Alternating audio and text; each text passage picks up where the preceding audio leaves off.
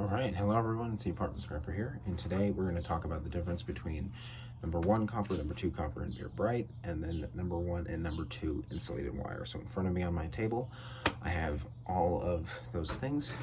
We're going to move through them one by one, starting with number 1 copper. This is an excellent example of a piece of number 1 copper. It is copper pipe. It is clean. It is a little bit oxidized, but there is no paint, there is no solder, there is no tar, there is no insulation. Of course, this is pipe. There's no contaminants of any sort. This is pure copper. This is the second highest grade of copper. It is the highest grade you can get for copper pipe. And it is kind of the premier scrap. This is always good stuff. It's not always easy to find, especially if you're of the dumpster diving variety, but it's always easy to find. Also, number 1 would be stuff like this wire. It is clean, it is bare, it is relatively thick, but it's not super thick. This is number 1 copper. Number 2 copper is a lower grade that has contaminants. That can be enamel, paint, tar, lacquer, solder, small amounts of other metals like attached. This here, right here, is a piece of number 2 copper. There's a little brass fitting on here. This is soldered on.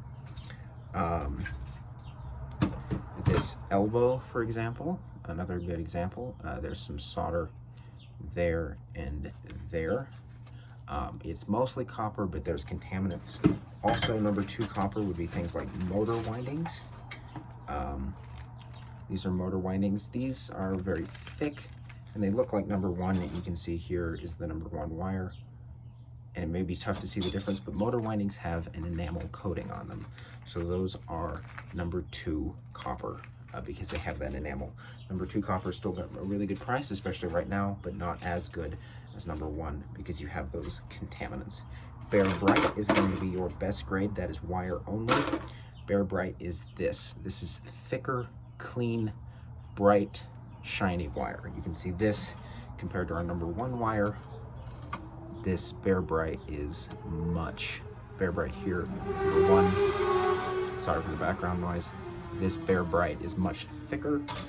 It is going to be a higher grade. You're going to get more money per pound for this. I don't have very much. I'm the dumpster diving variety, so I don't get very much. Number 1 insulated wire. Here is a good example of a piece of number 1 insulated. I'm actually going to go ahead and cut this piece. This is number 1 insulated wire. Easy way to tell if it's number 1 is to bend it. If it holds its shape pretty well, like this, you can see I can bend it. If I crease it really sharply, it stays. That is number 1. Number 1 wire, if you strip it, you will get clean number 1 copper. It is a single strand. It is thick. It does not have any enamel. It does not have any contaminants. If you strip it, obviously if you leave it like this, you'll get number 1 wire price. Now, not all number 1 wires worth stripping. If it's thin, this is pretty thin as far as number 1 wire goes. I would leave this with the insulation on because it's just not worth it to try and strip. You can see right here is another piece of number 1 insulated wire. You can see that the copper is kind of peeking out of this one. You can kind of see how it's just one thick strand. So this is the highest grade of wire, of insulated wire that you will get. Any number 1 that's really thick, I would strip. I don't get a lot, but if you strip it, it'll be either number 1, bare number 1, or Bare Bright, depending on how thick it is once stripped. Number 2 wire is going to be the bulk of the wire you get. That might be stuff like this. You can see that is stranded on the inside. And my camera's having trouble focusing, but it is stranded. There's another piece where you can see those individual tiny strands of copper a little bit. Power cords, like from appliances, will be number 2 insulated. This is not an especially good price. It'll be between 90 cents and $1.10 per pound. This would be about $1.50-ish. Number 1 right now will get $3.50 to $4. Number 2, you'll get $3.25 to $3.75. Bare Bright, you could see anywhere from $3.75 all the way up to about $4.25. Just depends on your yard where you are. Other examples of number 2 insulated might be stuff like this. Just any kind of wires that you might clip out of various electronics are going to be number 2. If you're not sure and you can't tell if it's stranded, give it a bend. You can see this is a nice piece of number 2. If I bend it, it just kind of bounces back to where it was. It doesn't want to stay bent.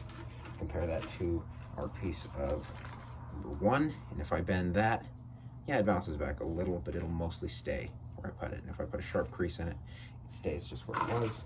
This stuff, I put a sharp crease, and it kind of, you can see it kind of bouncing back there. So, why do we get different prices for all these? Well, there's a couple of reasons. Number 1 and number 2 insulated wire have to do with the thickness of the copper. Copper oxidizes really easily when it's heated up. Of course, to recycle it, you have to melt it in order to reshape it.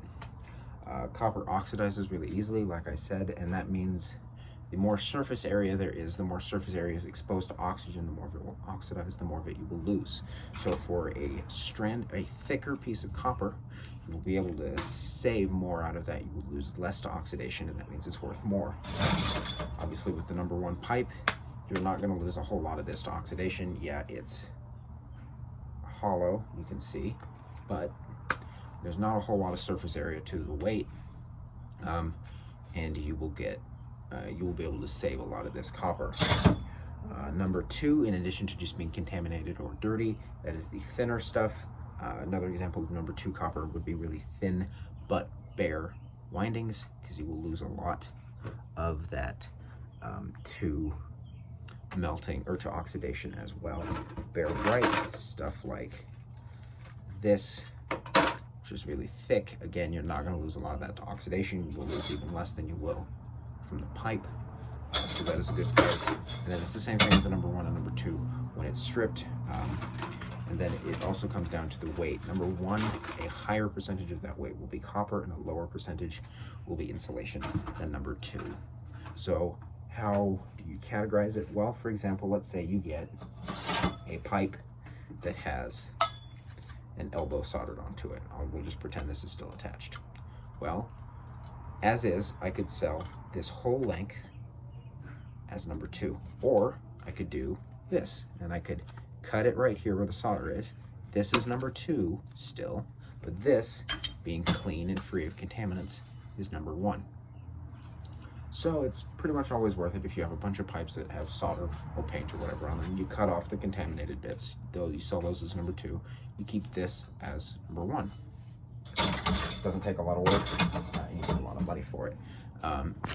So you can see right here, this is my bin of number 1. I was able to pick up quite a bit of this pipe for free. Here's my bin of number 2. It's kind of overflowing.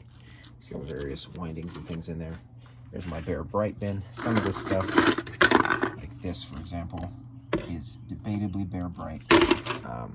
I'm going to continue to assume that it is. Hopefully the scrapyard will give me Bare Bright for it.